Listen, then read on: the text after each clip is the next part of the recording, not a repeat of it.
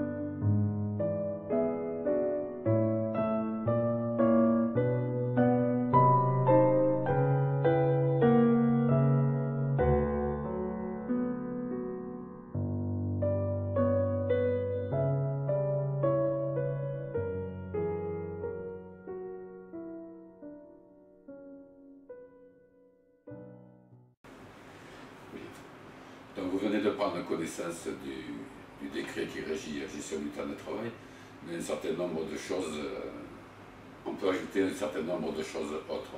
Par exemple, je pense qu'on peut parler des rappels téléphoniques ou des plannings, voilà. Communication des plannings. Donc concernant les rappels téléphoniques, je crois qu'à plusieurs de nos rencontres avec les agents, nous avons donc précisé que les rappels téléphoniques n'étaient pas du tout dans le décret, que les rappels téléphoniques sont interdits, excepté les gens qui souhaitent donner leur numéro de téléphone à la cadre et dire vous pouvez m'appeler quand vous voulez. Sinon, ne vous laissez pas avoir avec les rappels, vous n'êtes pas obligé de répondre et même si vous répondez, vous n'êtes pas obligé d'accepter de venir.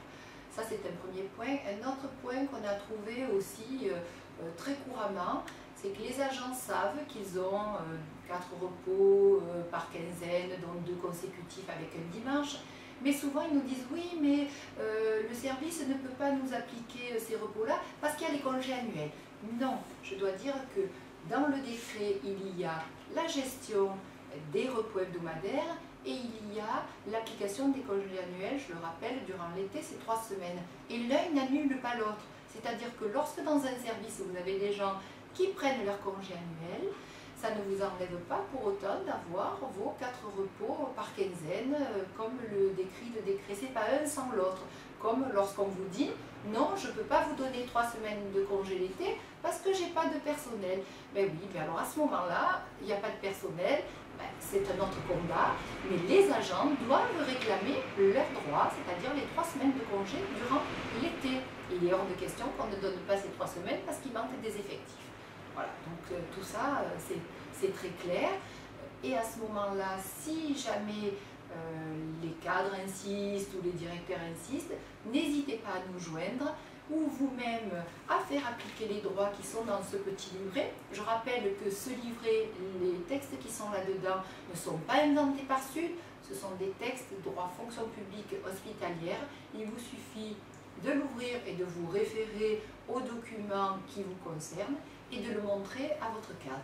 Sinon, vous n'hésitez pas à appeler Sud Santé et nous ferons le nécessaire avec vous pour que le texte soit appliqué dans toute sa totalité.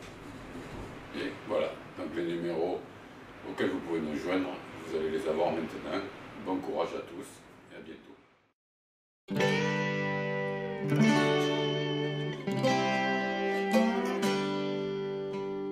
Travailler c'est trop dur et voler c'est pas beau. Mon et la charité c'est quelque chose que je peux pas faire. Chaque jour que moi je vis, on demande comment je vis.